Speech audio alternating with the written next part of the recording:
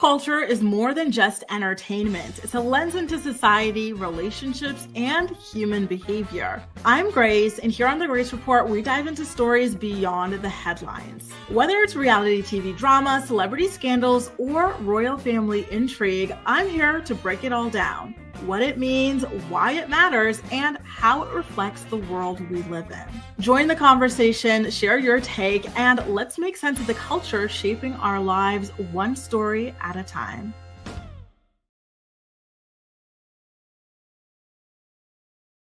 Good morning, sunshines. Let me go ahead and take down this photo so I can wish you guys a good morning properly. Happy Tuesday. How are you all feeling? How are you all doing? Quickly, I do have to thank those of you who did manage to pop on over to Kempire's channel yesterday for our Real Housewives of Potomac recap. It was really fun having y'all there. I remember Theo was there. We had East Awesome, who was ready to fight my ex-best friend in there. I believe Ali was there. Houston Rose might have been there. I think Kristen was there. So Joy, so many people. Ronnie, thank you all so much for popping on over there. I know it can be difficult, like, you guys have work and other things to do during the day. So I really do appreciate you guys managing to head over and support. Kristen, I am so sorry to hear about your son having surgery. I hope everything goes well. We're all going to send him our best wishes, thoughts, prayers, all the good vibes that we can possibly send over. Best of luck to him. By the way, here I thought, let me take a closer look at you, Kristen. Oh my God, you are fly AF. Oh my God, you are absolutely fly. I didn't, because I see her picture all the time. Kristen is always here. She's really present for our morning report. So all this time, I didn't even know you had a son. You got it going on, girl. Shout out to Kristen, you guys. And we can't wait to see you over on the Playback Posse, okay? Take good care. And please give us an update either in the comment section of this video or in tomorrow's live, okay? We really want to know how everything turns out, and we really hope that everything goes well, okay? It looks like you guys are already, really looking forward to talking about Sammi Sweetheart from the Jersey Shore. Shout out to you, care a lot. Good morning, Jessica. Theo's in the building, Houston Rose, Monique, all my business, Shem Gems here, Venetia, Petty LaBelle, Malen, Jen, Ronnie, Luz, Jaleesa, Tadisha, and the list goes on. We've got we're not going to talk about a lot of topics today, okay? So pretty much what you see in that title there is what we're going to be talking about, but we're going to be going rather deep today, okay? First of all, did you guys actually end up watching the Baldwin show with Alec Baldwin, Cucumber Baldwin, and all the children and whatnot? By the way, is Allie in the building? Because I do have a question for Allie. Allie, when you're here, please give us a little bit of a shout, because I do have a question for you. Allie had recommended a show for me and like everybody else to watch on Netflix, and I had written it down in my digital notes here on my computer, but I lost it, and I can't find that show. Oh, Milan, yes. Thank you so much for joining. Thank you. And hello, Jennifer, Tadisha, Candy, Jennifer, Theo. It is so nice to see y'all here. Okay, so why don't we get into the Baldwin show, okay, you guys? Because I watched it. It never gets old. I watched it, and let me tell you some of the main reasons why I watched it, okay? I wanted to see how Hilaria actually managed to, or should I say Hilaria actually manages to hang on to the accent, and does she actually use Spanish with the children and stuff, what that sounds like? Because I've only ever heard her use these little sound bites, and I've always said she's got a fantastic accent. She seems to speak really well as far as I'm aware, right? And I've heard actual Spanish people say the same thing, that she speaks really well. So I want to see it in action and everything. And so it is true that she does speak with this little accent, and it's so, and again, there's nothing wrong with accents. Accents are amazing. They're beautiful. But when you're using a fake one, there's something so funny about it. So there was this moment, they've got all of these cats, right? And so she's like, can you help me to find the cat? I was like, girl, you're serious. Oh my God, you really do this day in and day out. She is so committed to the bit. And I'm sorry, but it's so funny. Someone said in a comment section, and I had to go back and respond. I haven't been able to yet, but I remember like looking at it while setting up a prior morning report. Someone said, Grace, well, what if someone did this with like an African accent or whatever? I'm like, girl, we had it first. Do you not? Is Rachel Dolezal a joke to you? In fact, she actually full blown changed her name, just like Hilaria, right? Or Hilaria. Shout out to you, Shem. She is now going by, she's no longer Rachel Dolezal. She's Nkechi something, right? And so like she's actually like a an African hair braider and all this stuff. She was president of the NAACP, all sorts of things like that, and it is just insane. Like the psyche behind it all is so fascinating to me, right? So fascinating, you guys. And so and I love that you guys are just as interested as I am. Honestly, listen, we're a lot of the shows that we like to watch, like the Teen Mom of it all, the Real Housewives of it all, they're on their like millionth seasons, right? And so like the girls and the people, the stars, they're like catching on to the game. Like they're too big for, you know what I mean? So it's cool to get like a new show in with fresh blood, people who are not used to reality TV, to see how they navigate this world. And I love it. Thank you, Tadisha. Nkechi Diallo.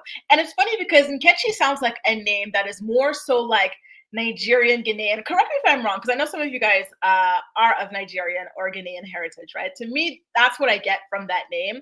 But then Diallo is like a Senegalese last name, So it's more of how like little she understands about the region, in my opinion, anyway, where she's mixing these names and stuff just because they sound super African to her, without realizing that there are regional, there's levels to this stuff, right? So it's just so funny to me. Oh my God. See, even Theo was obsessed with Rachel Dolezal. Like, it's all so wild. Guys, sometimes there are some things in life where it's like, you know what, just take it with a grain of salt and have fun with it. And so I think that this falls into that category for me.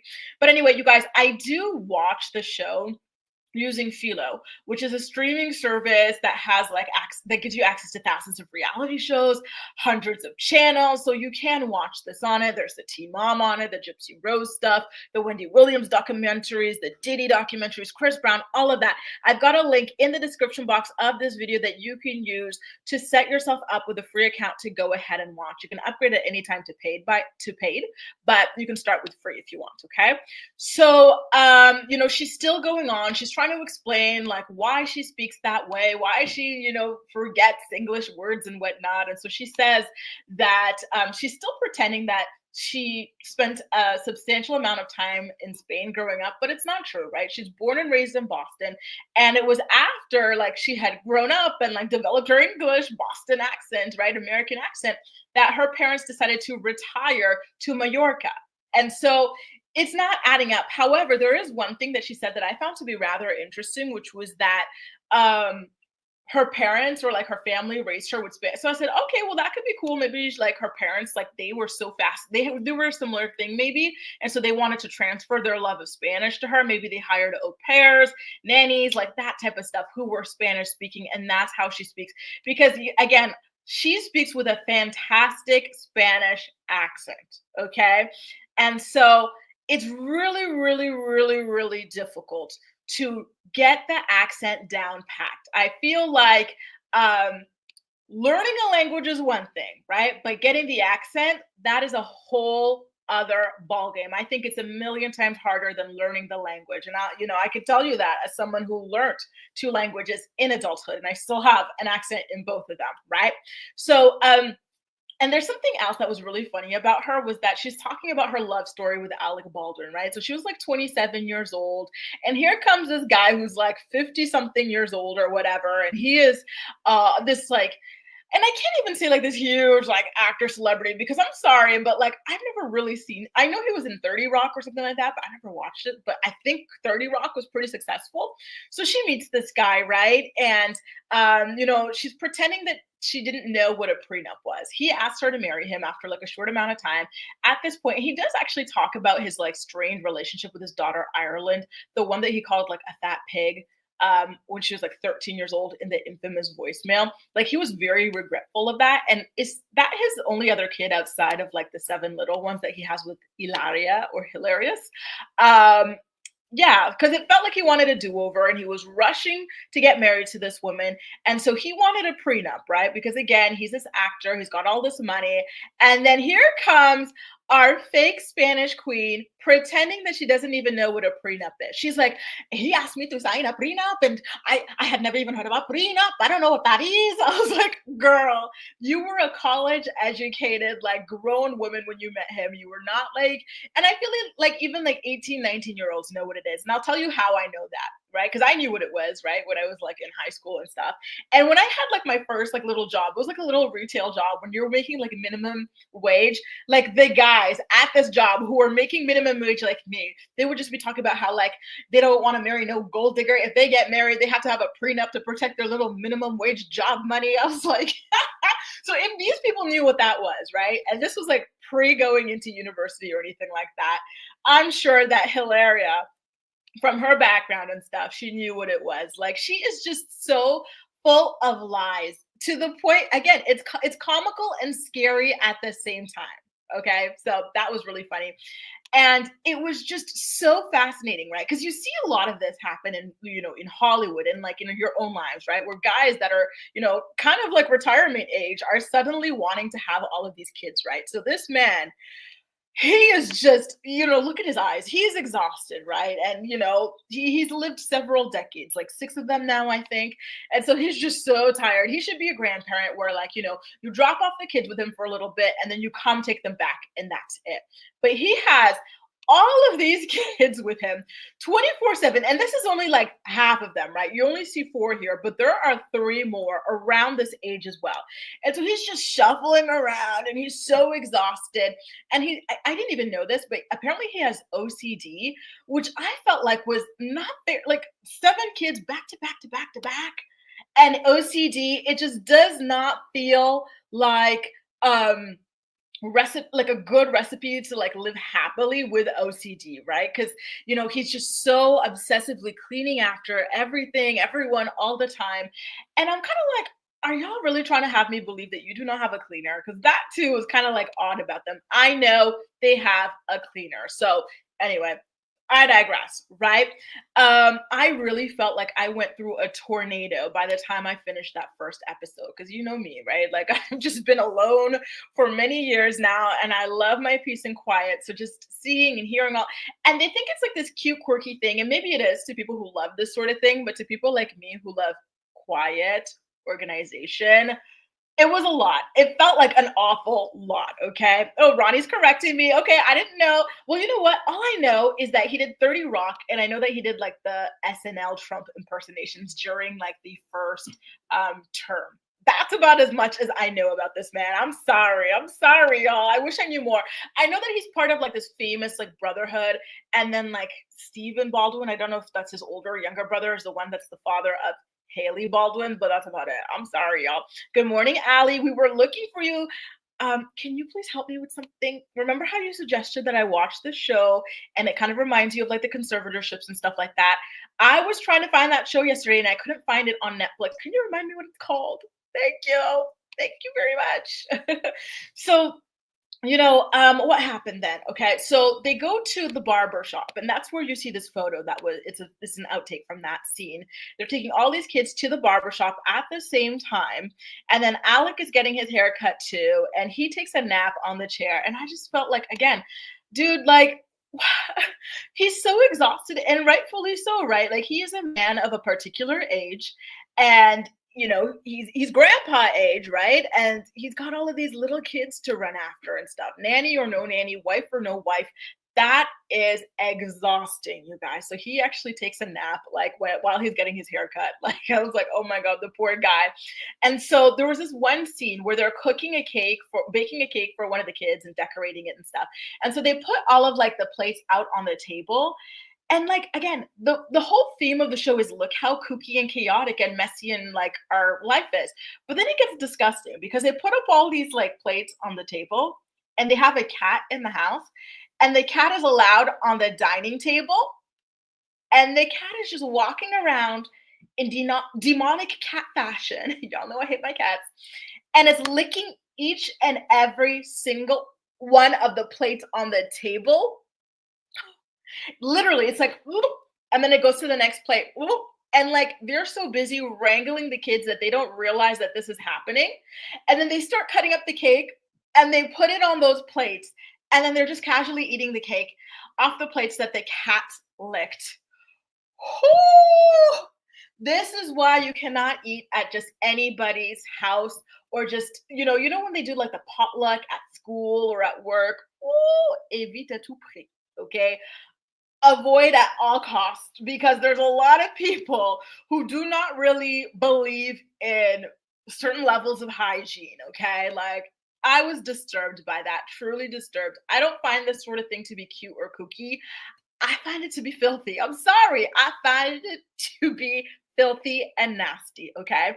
And so there was a moment, and you see, y'all don't like the potlucks either. Chip, chip, Cheerio is the same. This is why potlucks should be banned, right? Exactly. Oh, he's awesome. Thank you, Netflix. I care a lot. Grace, please remember, screenshot this. Thank you. Guys, it was bad. Okay. And so there was a part where things got a little bit like weird, right? So again, she pretended not to know what a prenup was when she was marrying him. She didn't sign it. She's like, I didn't know what it was, but I went and I signed it anyway for my love, mi amor. And so there's a part where they're driving off to the Hamptons because this is a New Yorker thing, right? So the New Yorkers, they live in the apartments and stuff. And then when it's summertime comes around, they have, like, if you've got the money for it anyway, or the desire, you have a house in the Hamptons, and he has this beautiful, stunning estate out there. And so they're packing up the kids, and she's putting together a seating chart and stuff. And per usual, the kids are running around, and Alec is just sitting there, like, so tired, disassociating and everything. And he's like, okay, well, like, put me in with like 2 or 3 kids or something like that. I'd like to bring some of the kids in. And for some reason, Hilaria seriously does not want to put any of the kids in the car with him. And he keeps on repeating that he wants to have some of the kids with him on his ride up to the Hamptons, right? And he says, and, I'm going to let you figure out who do the chart and everything like that. So, but yeah, the only thing I'll tell you 2 requests. Let me drive with some of the kids and do not put any of the cats in the car. So one thing you guys need to know is that Alec Baldwin has a cat allergy, and he told Hilaria when they met that he had this allergy, and then he was talking about how he found out, like, he had a roommate or something. The guy had a cat, and then he started getting sick and he had to get some kind of a shot. And so she goes, oh, so then she goes and buys 4 cats. I said, oh, not you trying to, off this man and cash in on the life insurance, right? And so he tolerates them, but he doesn't like them. So ultimately, she gets the kids and the seating chart assembled, and he's like, okay, so I'm ready to go. Who am I with? She's like, none of the kids. So basically, the kids, like 4 of them are with her. The other 3 are with the nanny. And Alec goes up, driving all the way up to the Hamptons alone. Nothing but the cats. That's all she left him with. And it was supposed to be this cute and kooky thing, but I feel like it was just like weird and inconsiderate, to be honest with you. Like, first of all, the fact that this guy's allergic to cats, he didn't want to have any like cats in his home or anything. And she went and ultimately wound up getting 4 without telling him. He wanted to drive with some of his kids, and she would prefer to put the kids with the nanny instead of with the father and whatnot. Like, I just, very odd, but maybe it's a certain kind of banter that the 2 of them have together. I don't know, right? How do you guys feel about it? And I'm seeing some of y'all are not happy about my cat slander. Guys, remember, I have a phobia of cats, y'all. I'm sorry, but I cannot stand them. I can't. Okay, thank you, Ali. I thought it was a thing on Netflix. No wonder I could not find it, okay? And so, yeah, like I was like, okay, that's very, very interesting, but I digress, okay? And so, at the same time, I'm like, okay, maybe there's something going on, right? She knows him better than we do, right? So perhaps the whole thing was that maybe Alec, because he is famous for having a very, very bad temper, right? So maybe she didn't want for him to go up with these kids and then to have this bad temper. Maybe she's trying to minimize the amount of time he spends with the kid, in which case, why have 7 kids with this man?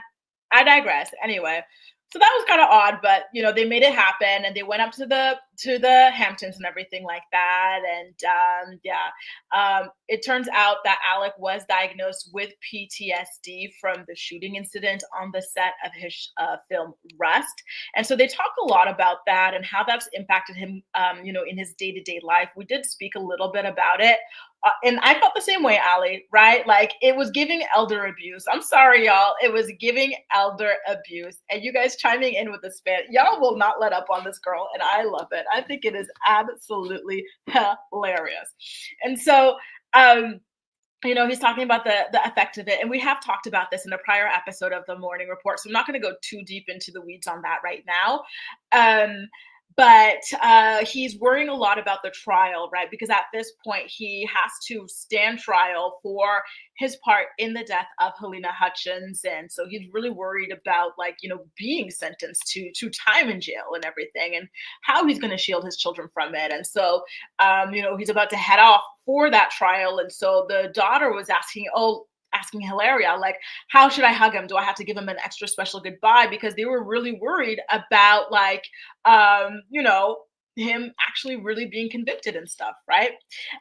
Theo says, you just know she tried getting on the Real Housewives of Beverly Hills, and Bravo said, even we have standards. Damn. And honestly, I get it too, right? Like, she's not for everyone. She's an acquired taste. She's not even for me. But again, I find her to be so funny. I take her with a grain of salt. I see this as, what do you call performance art? I see what she's doing as performance art, to be honest with you guys, right? But I digress. Guys, it's a really good show so far, right? Stay tuned. I'm excited to see more things start to unravel about who they are, what their day-to-day lives are and whatnot. And stay tuned. I definitely will continue to be recapping it as interesting things pop up. Don't forget, I watched it using Philo, and I have a link in the description box of my video that you can use so that you can stream the show and other shows like it, okay?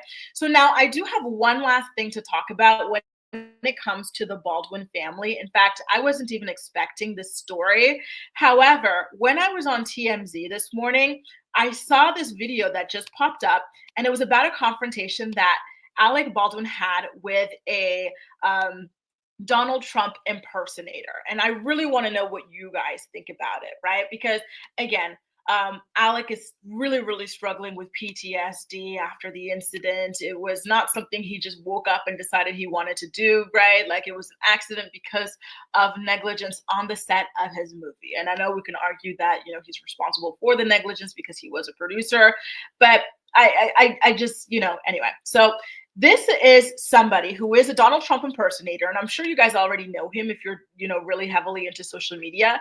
Typically, I enjoy his videos, but this one I felt was very in poor taste, and I want to know what you guys think. Okay, so take a look. Let me know in the chat if you can hear the audio, just so that I know it's okay. Alec, it's your favorite president. Look, Alec, I will offer you a total pardon because I want to be friends, right? I want to be friends. I will give you a total pardon for murdering that woman if you kiss the ring. Kiss the ring, Alec. Kiss the big, beautiful ring. Come on, Alec. Come on. Look at Alec Baldwin, right? He did that impersonation to me. It was not too hot, not too good. But look, we're back in office. You lost. Kamala lost. She's somewhere getting intoxicated. Look at that suitcase. Unbelievable. Well, Alec, if you don't want that pardon for murdering that woman in cold blood, you can call it first degree. You can call it whatever you want, but it was not good. She's looking down on me right now, smiling, happy. Thank you for confronting the man who took me out, who killed me, and that's okay. Now, let me ask you a question. Sure. No, you realize, by the way, no, look at me. I want you to look at me. Sure. You got a camera on me here? The ring? No, it's the ring. But you realize my kids live in this building, right? But I want you to know something. We love the children. We're doing great deals for the children. So be real careful. Okay. If there's a camera here, I snap your fucking neck in half and break your fucking neck right there. So you know that, don't you? Okay. All right, Alec Baldwin. Alec Baldwin, ladies and gentlemen, class act. Believe me. Believe me. Okay. Oh, he's yelling at me. I'm a citizen of this. I was born and raised in New York City. I love you, Alec. Alec, look, Alec, you don't want to attack your favorite president, Alec. Look, I love you. I love you, Alec. He's got more balls than De Niro, that I can tell you. De Niro ran away. Alec confronted. That's good. He's strong, but also he's weak because he murdered a woman. So that's okay, right? Look at this guy. So there it was. Like I said, typically I enjoy this content creators' videos and whatnot. But I personally felt like that was a step too far because, again, I do believe that what happened on the set of his film was an accident, and that it's something that has scarred him and will continue to scar him for life. So just the idea that you could be pulling up at home after a long day of traveling or work, and someone that like with a camera in your face is taunting you about this incident, right? Calling you all sorts of names and stuff, filming you, everything. Like that was just horrific to me. And I felt like he was kind of mocking the death of Helena Hutchins as well. And that's not something that's funny either.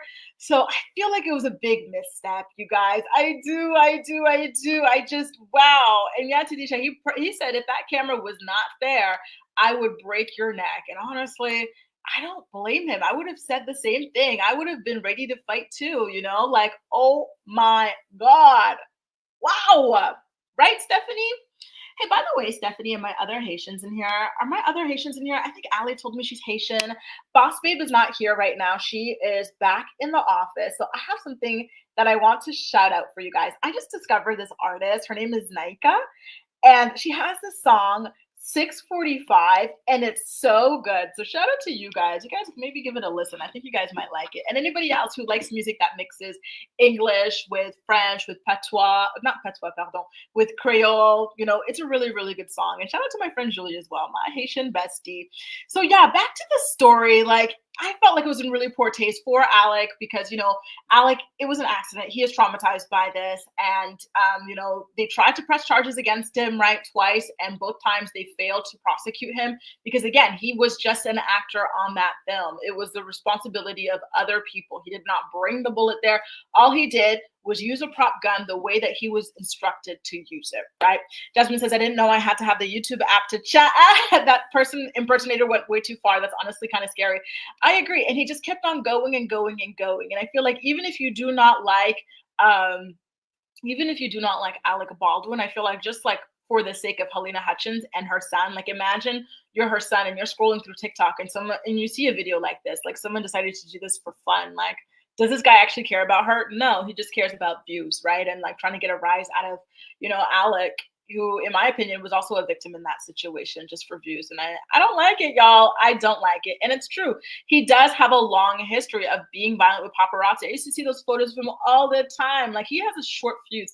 That's why when I was recapping the show with Cucumber, I said that maybe that's a reason why she doesn't want him to drive like long distances to the Hamptons with the kids, because he might like get cranky or road rage or something like that. She might have been saving the kids from him, right? Glass Puppy said, what a beautiful dress. You are giving, oh, this isn't a real person, is it? Oh, it's an image, but she's giving Jessica Rabbit. I love it. Not funny at all. The impersonator was very wrong, right? I just, I wish he went about it in a different way because that was not cool. See you later, Tadisha. Thank you for joining us. And thank you guys for the new song recommendations. I have to put them up here so I can go back and screenshot them later. So we've also got 1 + 1 = 3 by Naika. Thank you so much. And then Ramster says, Zaz Jardin des Larmes, Garden of Tears. Ooh, I don't want to be crying on this fine Tuesday, but I'll give it a listen anyway. Thank you. And Gims is really good as well. You guys, we've got lots more to discuss on this episode of The Morning Report. We're going to talk about Sammi Sweetheart from the Jersey Shore being pregnant after struggling with infertility and going through IVF. The Love is Blind reunion date just dropped. Lauren from Love is Blind, the one who's engaged to Dave, her friend with benefits, has entered the chat. And we also have to talk about new allegations that have come out about one of the Love is Blind stars named Alex, and they are horrific.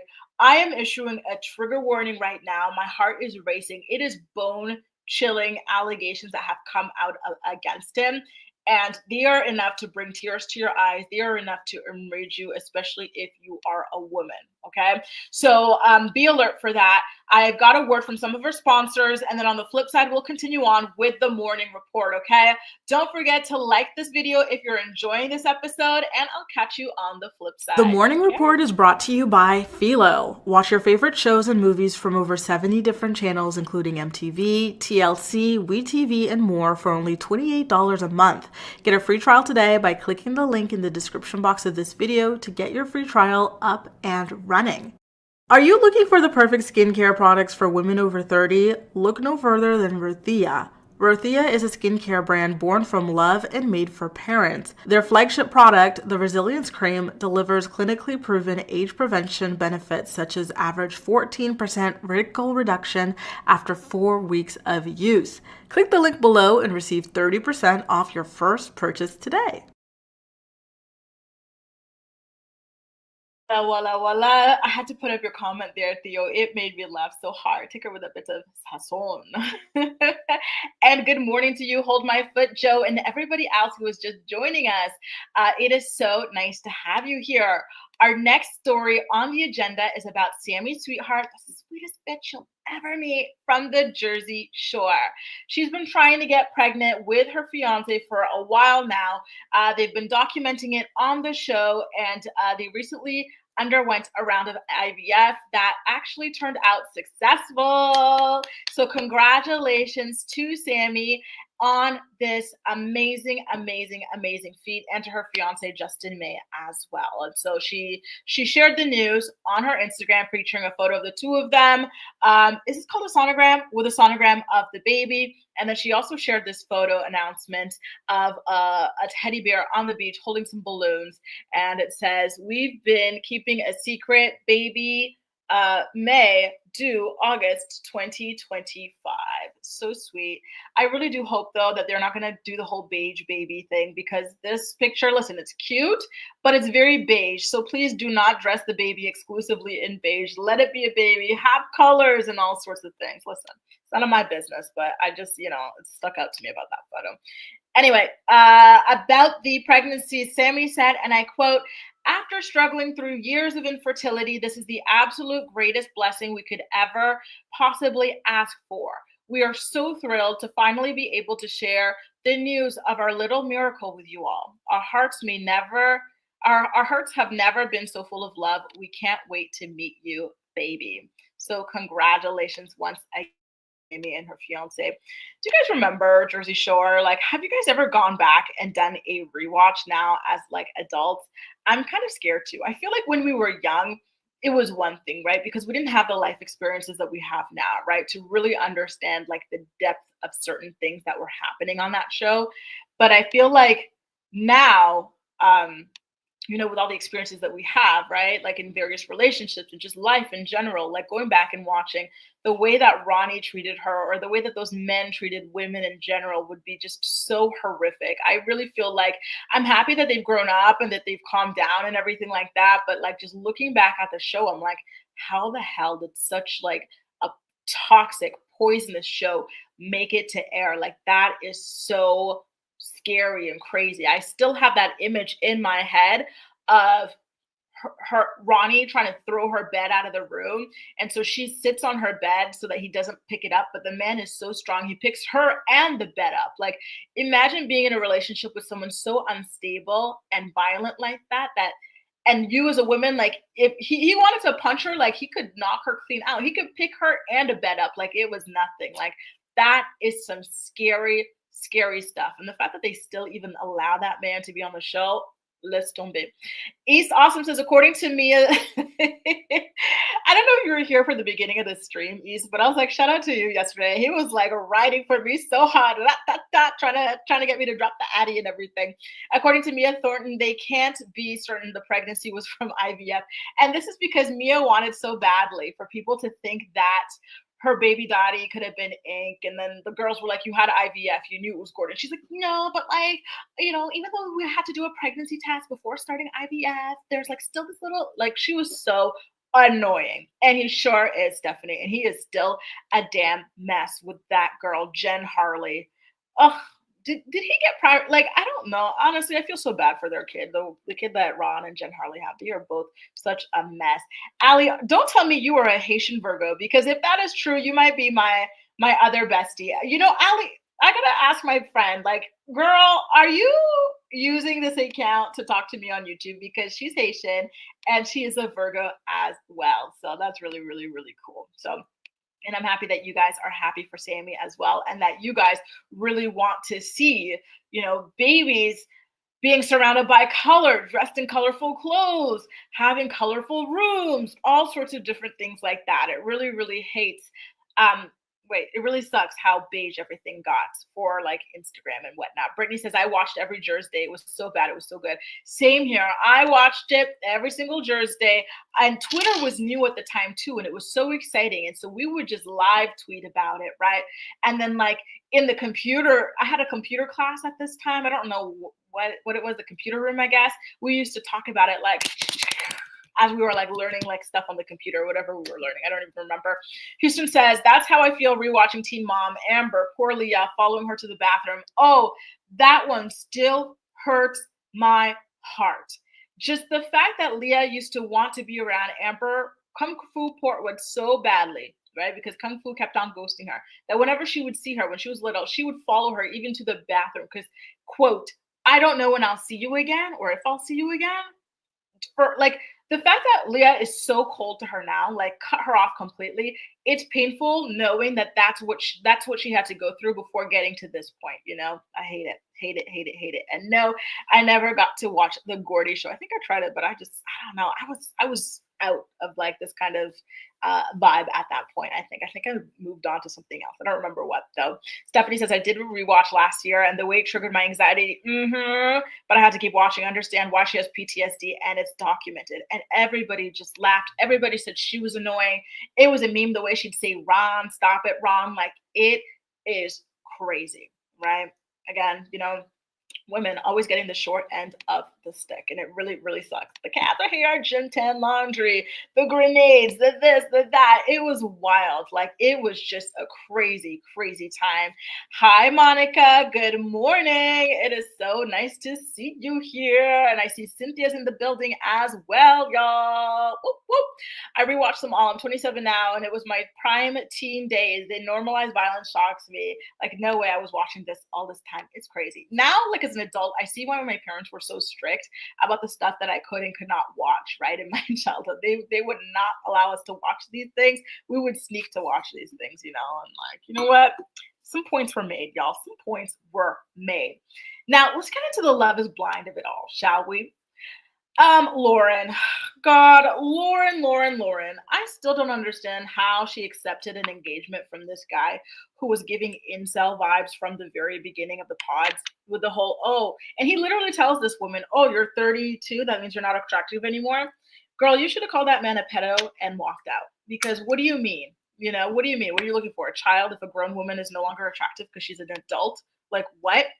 But she just continues to like, it's so mean. Slut me more. You know, so she gets into this relationship with this guy. And then it turns out that she had a Friends with Benefits hookup before she did the show. And I have to ask you guys, is that like a really huge deal to you or no? She was doing the Friends. She says that she stopped a couple of weeks, like 2, 3, 4 weeks before. I gotta be honest, I do not like David at all. However, I think that I too would probably have at least a little bit of a problem with that. Just the fact that like this person who claimed to be like really ready for marriage and stuff was running around dropping it like it's hot, like a mere days before coming on this experience trying to get married. You know what I mean? Like, I don't know, because I value actual discipline in people. I do not like, you know, and this is not to like slut shame her or whatever. I'm just thinking about my standards in the dating world. I do not like guys who just want to like sleep with anybody. You know what I mean? And you get a lot of that living in a big city, right? Like these guys, like they think that just because you talk with them and you're nice to them, that they're going to get you in bed. I've shared this, you know, with my channel members and some of these instances where like you go to like a lounge or something, you meet this guy and then he's like, oh, like, do you want to come back to my place or should I come to yours? You're like, why? I just met you. We just had a good time. We had some drinks and we danced and that's like, why should this go any further? You know? So I really do not like that. And I find that like I get repulsed by that sort of behavior. So to me, someone who's incapable of just like not sleeping with people, even like 30 days or like, I don't know, 2 months, 3 months or something like that before attempting to get married is a little weird to me, because I went through even like a year-long celibacy thing, like with no problem at all, you know? So like, I don't know, like something about it. I get where he's coming from, where it's a little bit of an ick for him. I do think that he has the right to have that be an ick. But I wish that they both would put the other out of their misery. David, you don't like it. You're not attracted to this. So just say that you don't want to go on in this relationship, right? And you, Lauren, why are you letting this man drag you up and down TV, making you look like, you know, you're some kind of hoe or something like that, because you did something simple that a lot of people do, which is engage in casual acts, right? Like, put yourself out of the misery. The man is coming up with any excuse he can to get out of marrying you. And I gotta be honest too, I think we already know, if you guys watch my recap of Love is Blind, especially this relationship in particular, David told her to her face that she's not attractive. And he told her in a very insidious, roundabout way. Because when he's talking to us in his confessional, he says that he doesn't because she had told him that she was a teacher. And he says he doesn't normally go for teachers because they tend to be nerdy and not that attractive, right? And so he proposes to her despite that. And then he's at the reveal, he's sitting in front of her and he goes, yeah, you do look like a teacher. And he finds teachers unattractive, right? So he told us that he's not attracted to this woman.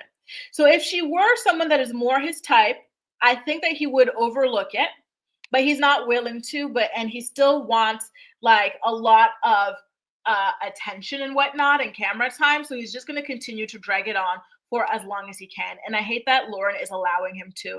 Lauren, unfortunately, is an extreme pick-me. And I just hate that for her. And like she's been talking about her background, right? Like her parents are super religious, super conservative. They don't even want for like the guy, like her to be living with the guy and stuff. And now you're allowing this guy to talk about you like this in every single damn episode of the show. Girl, stop. Stop. Walk away. It's over, you know? Cut your losses.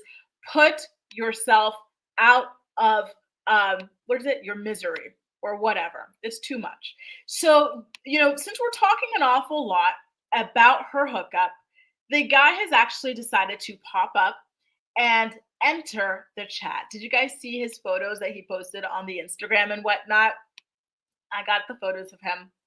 And this man actually went as far as to go ahead and Photoshop himself as if he were a Love is Blind contestant. This is a level of thirst that I had not really seen, okay? Time to swap leg day for love day. Like, he made up that quote for himself because that's typically what they do for the stars, right? And then he did put his name, 37, lawyer. The thirst is real. And so after doing this, and like a lot of people coming to creep on him, see what he's all about, he wound up putting his Instagram on private because he could not take the heat. I'm sorry, y'all, but Jesus.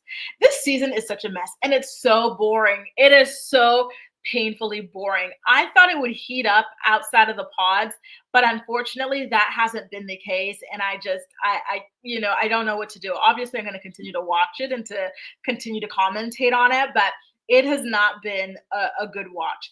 And you know what they always say, which is that the first Love is Blind that comes out of the year is the best one for the year, because this is the one that is eligible, this is something that comes out within a period of eligibility for the Emmys, right? So just so you guys know, there's going to be another Love is Blind that comes out later on this year. And it most likely is going to be even worse than this one because they decided not to start with it. FYI, Minnesota, boring as hell. Are any of you guys from Minnesota? Because I have something to say, speaking of Minnesota. Guys, please, if you're from Minnesota, do not take this personally, but the accents are killing me this season. Especially the guy with like the long hair, the first one to get engaged. The way he talks is like nails on a chalkboard. You really think so? You know, it's just so to me. And I was so shocked when the people started talking. I said, where are we? I had to go on Google and search where the hell we were, because what are these voices, you know? But I digress. I hope you guys are not like, you know, overly offended or you guys do not enunciate so much like this. Oh my God, it was a lot. It was a lot for me, okay? Now, when it comes to the reunion for this season of the show, it is going to be airing on Sunday, March 9th at 9 p.m. Eastern, 6 p.m. Pacific time, okay? So I don't know why they keep on insisting on making these things live. It's so annoying for those of us who are not in the US time zone because this is going to come out 3 a.m. for me. Just put the thing out the way they used to. Like the first time they tried this whole live thing, the whole thing crashed. It was a mess. And every time they go live, I feel like we're not going deep enough into like the issues at hand. Like we're glossing over certain things. You know what I would actually like for them to do? I would like for them to even do multi-part reunions similar to the Real Housewives. The Real Housewives, they do 3-part reunions. Other shows do like 2, 3 parts. Do multiple parts because there's so much to discuss, including the people who get engaged but do not get featured. Their engagements are not featured, or other like, love triangle squares or whatever that are not featured. It's a lot. Caroline from The Traders has a strong Minnesota accent. Oh my God. I'm sorry to Minnesota, but Lord. There's this website that I love, you guys. And I'm sorry, Minnesota, but there's this website that I love and I read it. It's like a blog. And then they have a podcast. And I really wanted to like get into the podcast, but like one of the girls is from Minnesota. And so it's very, very painful to me, I'm sorry, y'all. So I can't get into it. Kim says, I decided not to watch the season of Love is Blind. And from the way everyone was talking about it, it was a good decision. I'm sorry. It was a good decision. What is the Fargo accent, Ramster? I have no clue. And what is Love is Blind India? I have not seen it. And speaking of India, bring back Indian matchmaking. I loved that show so much. It was such a good show. And then it seems like they stopped after season 2 or 3. Justice for Indian matchmaking. It was so damn good. By the way, I forgot to tell you that Lauren's ex-friend with benefits guy, he's actually even done an interview. Let me see what he said to the outlet. He was talking to the Tab, saying that in making this photo here, he was just trying to make light of the situation that he had absolutely no control over. His exact quote was, I was just making light of a situation I didn't have any control over. Thought I'd give the people who know me a good laugh. Reddit found me out weeks ago, and I just wanted to make sure I controlled my own narrative and make light of it before making his Instagram profile private. Listen, good for him. Although I do not like that he is helping to kind of like put out this like image of Lauren, because again, there's nothing wrong with what she did. Like, it's just that it wasn't to David's taste, which, there's nothing wrong with either. And I hate that this keeps on getting dragged out. I wish this girl had like some self-respect. If she has some self-respect, she never would have talked to him for past the first date. Oh my God. It's really sad, honestly. And I still don't understand how this guy made it past casting. All he did was nag women. And it's just so gross to witness. So I have to look up Fargo because I don't even know where that is. You know what I'm thinking when y'all say Fargo? I'm thinking Wells Fargo. So I need to go ahead and find out, what this is. I'm sorry. Once again, I am so sorry to Minnesota, but okay. East Awesome says, Grace, I think we're the only two who liked Indian matchmaking. My Indian friends didn't like it. LMAO. Remember that gay guy that was more interested in his jewelry than the girls? It was so good. And this is something that I find actually East Awesome. Is that oftentimes people from like where the place is, right? So people from Beverly Hills do not necessarily like Real Housewives of Beverly Hills. People from like Iran do not really love Shahs of Sunset, right? Like it's always something like that. And it sucks because I feel like they're trying to like bring representation to different communities, but the communities never like it. And it sucks. And I don't remember this guy, but I do remember this one guy. And he was like way overweight, extremely out of shape, has never stepped foot in a gym in his life. And he said that his women had to be like really like thin and like really like into the gym, like gym rats. And the girl just looked at him like, be so effing for real. That one cracked me up. Now, you guys, again, I'm seeing that like there are some of you guys who are just joining us now. So I'm just going to say this again in case you missed it. But I have to give you guys a trigger warning for the next story that we are about to cover because it is, again, very, very, very horrific, some of the stuff that we are going to go into with one of the cast members from this season of the show. His name is Alex. And I just want to say, because Alex is very litigious, apparently he's been threatening lawsuits on people. All of this is alleged, okay? All of this is alleged. He hasn't officially spoken out on this, as far as I've seen. Love is Blind has not officially spoken out on this, but all of this is alleged, okay? And shout out to Storytime with Ricky over on TikTok for this information. So Alex is from the show. He came on saying that he was like not really popular in school because he had an afro and he was like chubby or something like that. Meanwhile, he has been exposed. His yearbook photos were exposed, actually. He did not have any sort of an afro. In fact, let me go ahead and skip over to one of those photos. This is a yearbook photo of his. There he is. Is the afro in the room with us now? Because I don't see it, right? So, and then on top of that, he had like this song that he made. So I guess what he's going to try to do off of his Love is Blind fame is to release music, because he released a song. He had a music video. He looked like he was in high school age, or maybe just graduated or something. And he had a lot of friends in this music video. I do have to say that he actually does have a wonderful voice, and it actually was a pretty good song. Okay. Now, with all of that being said, let's get into the sensitive information. Again, extremely, extremely sensitive information. So this is not the first time we're hearing terrible things about this guy. In fact, women have been coming forward with their alleged stories about him since before the show even aired. When they found out that he was cast for Love is Blind Minnesota, they said, oh, this guy is terrible.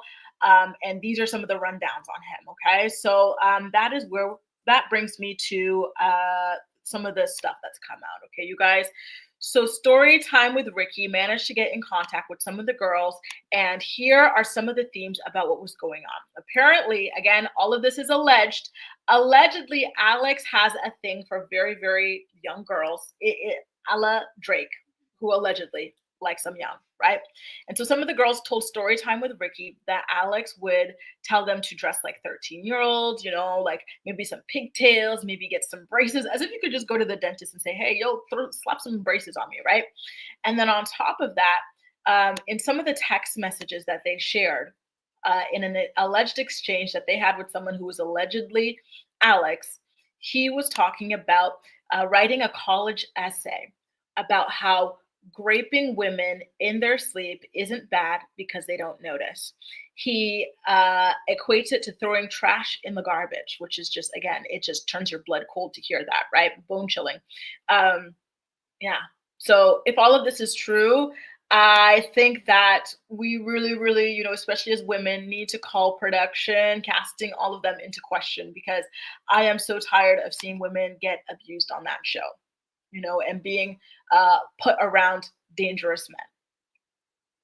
So let's get into some of these screenshots, shall we? So let me go ahead and pull up the first one that I have here. This is a text message exchange with someone who, this is a text message that someone allegedly had with Alex that they screenshotted and shared with Ricky. Storytime with Ricky over on TikTok. Okay, so in the text message exchange, you can see, let me pull it up a little bit higher here. Sorry, you guys. Alex, someone alleged to be Alex, telling the girl that they were working on an essay. The girl asked to read it, and he said, and I quote, "The guideline for the essay is to come up with an actual situation in my life that I'm not sure was either morally right or wrong, and to analyze it from the lens of a utilitarian. This is just a first draft." She says it's very interesting. If utilitarianism benefits everyone, how was the grape beneficial to the girl? The fact that this girl was even humoring this conversation is insane to me as a woman. Call the cops, because the person in this text message, right, who may or may not be Alex, said that this is something from their life, right? Call the damn cops. That is some scary stuff. And so in the next stream of text messages, he says it's just a first draft, and then he's upset at her for posing that question and asks if she read it. She says, yeah, I'm talking about the last sentence in your conclusion. And he says it's irrelevant because there was no effect for the girl. Wow. Just like me throwing my trash in the garbage. No effect for everyone else. Sure, but according to your conclusion, it benefits everyone. He says it doesn't have to benefit everyone. You know, just the stuff that you see in the reality television world sometimes, it really makes you lose faith in humanity, men in particular. I'm sorry to the men in here, but just the male sex is a little bit too much. So in another stream of text, you see all of these that are from someone purported to be Alec saying, and I quote, "I'm worried that you literally might have autism."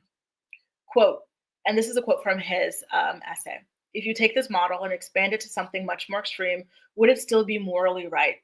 I find that it always helps to determine if something is still morally right if you apply the same concept to a much more extreme circumstance. So I take the idea of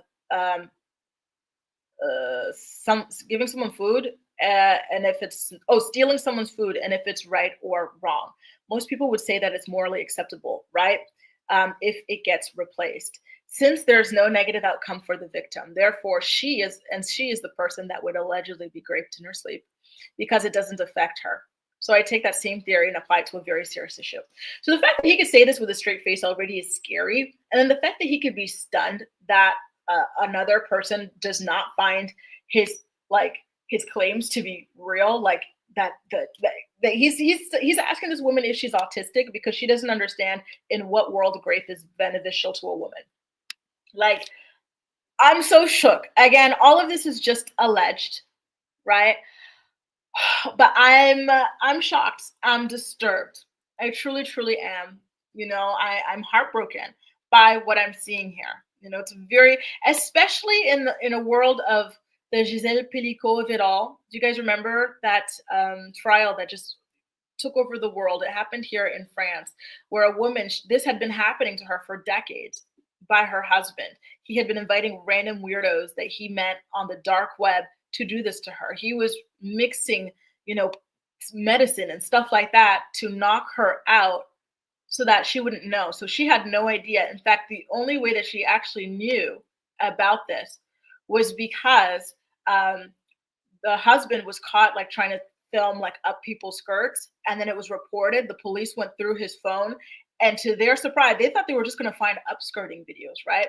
They found videos of this scenario happening to his wife. So imagine you're minding your own business. You're so happy with your husband. You've got your kids. You've got your grandkids. You're just, doing some grocery shopping. The police call you, tell you that they need to come speak to you. And you're thinking something happened to someone in your family, right? Only to find out that there are videos of you unconscious with people you don't even know doing all sorts of disturbing things to you, and that it was organized by your own husband. This is scary. I am just what is this? What is happening, right? And then the fact that this guy could say this to someone, the person is like, it's not beneficial. What are you talking about? He's like, are you autistic? Like, what? Scary stuff. East Awesome says, I am a man. We already know we suck. Don't apologize. Thank you. Thank you to you and Theo. You guys are always so great with us. When we talk about how awful men are in this community, we were so happy to have you guys here. But oh my God.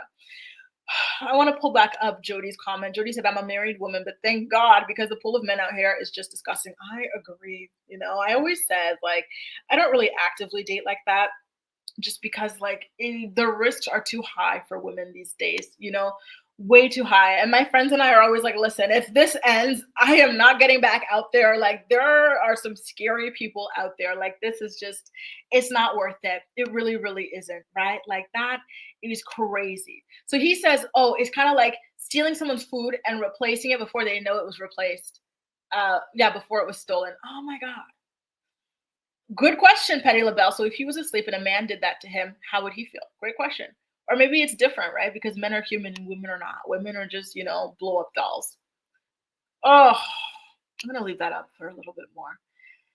I think I have even more to share with you guys. But again, I need to take a breather because this is just some disturbing stuff. Aaron says, could he be trying to show the false or absurdity in a utilitarian worldview, playing devil's advocate? This is wild stuff to say with a straight face.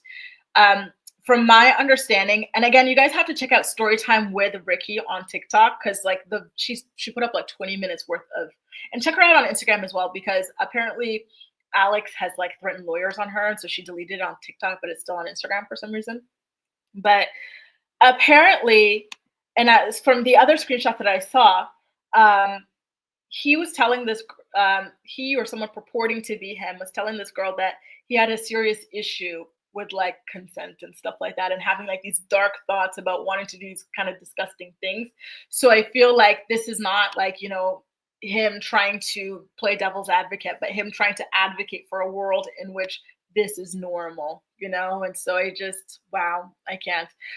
Wow, John says, I can't believe anyone would even want to go do that to that man's wife. Exactly. And, you know, the fact that like, and they talked about the ages of these people. These people were anywhere from the age of 20 something to like 60, 70 something, you know, and a lot of these, some of these people were cops. Some of these people were nurses. Like these people, like they're just people that you see like anytime you walk out the door, you know.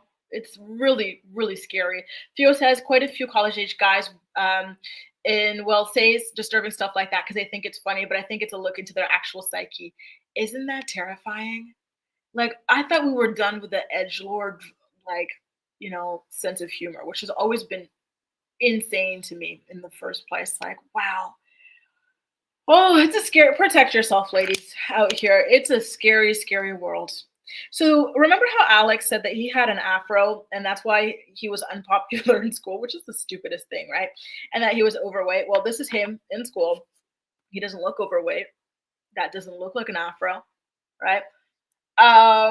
And these are some of the photos that some of the girls provided to Storytime with Ricky. And so this is in regards to something else that was shared earlier, which was that, you know, allegedly he would go after these like young girls and ply them with alcohol and stuff like that. And so the girls who went to Storytime with Ricky's TikTok channel shared some of the photos from these alleged parties. Again, all of this stuff is alleged, but these rumors have been out here for a really, really, really long time, since before the season even started airing.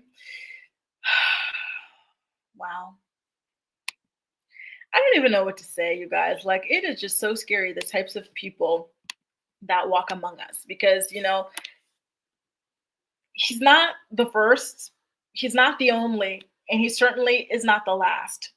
If this is true, right? If this is really the way he thinks and this is really the way he speaks to people and is what he's really advocating for, like, that's the scary part. This is not just like a one-off, you know, guy. Like the stats on like SA and Grape and all that stuff will show you, right? That this, unfortunately, is very common, right? Isn't the statistic that 1 in 3 women will be assaulted in their lifetime? Like, very bad.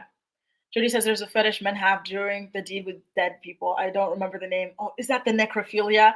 In fact, there was even the guy who impregnated someone who was like in a coma and a complete vegetable. And I don't know if he was like an attending nurse or if he was someone that was supposed to be cleaning this person.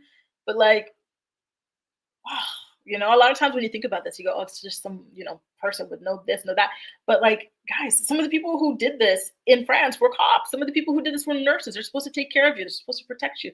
They've got a certain education, and this is still what they're like, right? Very scary stuff, you guys. Stephanie says this is why therapy should be mandatory. People are dealing with all kinds of demons, right? And I wonder, where do they come from? Like, how do you have a desire for any of this? You know, I'll never understand it. Shem says, maybe Alex wanted the women to think he was black. Maybe. But then what would he get out of it? Oh, maybe just for like kicks, like, you know, then they come back and they see like, you know, the whitest guy possible. I don't know. Patty LaBelle asks, who is vetting these people? And that's a great question, right? It's a great question. Because, you know, even in this season in particular, what did we have? Right? And Jaleesa says, I don't trust cops at all. You know, and I think that that's a fair way to feel, you know, with all the stuff that you see. So in this season, right, if this is all true about Alex, right, again, all of it is alleged. But then we'd have that. Then we have David, who speaks like a complete and utter incel misogynist who hates women. And then there was a guy who got engaged to Brittany. Do you guys remember Brittany, the black girl? And she's like bisexual. She got engaged to this like black guy. I forgot his name, but you didn't really see him on the show. And then he sees her and he goes, "Oh, I do not date black women." Like that type of stuff. It's like, how the hell did this guy get through, right? And imagine that airing on TV.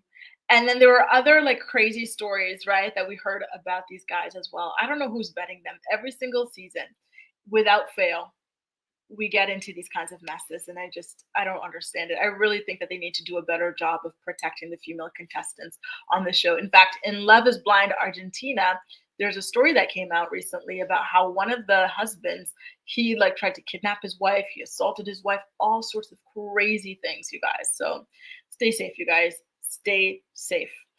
Shem says, I thought that Chelsea from season 4, right? That's the thing. Wasn't she supposed to be a casting? You know, she was so excited to announce that she joined casting. What happened? What happened? You know, you found your husband. Come on now. Come on. Lainey says that Chelsea for sure put that guy through, considering her situation, right? Chip Cherio says dating TV shows expose that most black guys request non-black women when they go on these shows. Oof. I wonder how they became so mentally colonized. The secondhand embarrassments I have when I watch 90% of them on reality TV. Laisse tomber. Anyway, you guys, this has been another episode of the Morning Report. If you enjoyed it, please don't hesitate to give this video a thumbs up so that YouTube knows you enjoy my content and you want to continue seeing more videos like it, okay? Per usual, we go live every single weekday morning at 10 a.m. Eastern Standard Time, which means that you can expect to see me again tomorrow at 10 a.m. once again. Okay, you guys, take good care of yourselves, and I'll see you in tomorrow's stream. Bye.